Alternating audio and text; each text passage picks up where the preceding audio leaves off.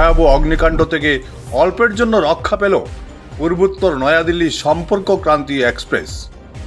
দিল্লি যাওয়ার পথে সোমবার রাতে ট্রেনটি চন্দ্রনাথপুর স্টেশনে পৌঁছলে একটি কোচে অগ্নিকাণ্ড সংঘটিত হয়। ছড়িয়ে পড়ে আতঙ্ক।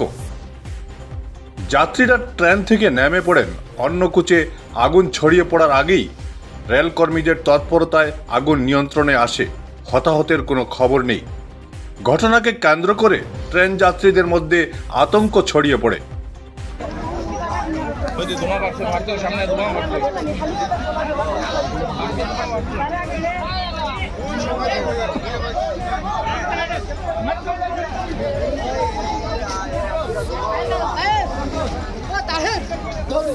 চন্দ্রনাথপুর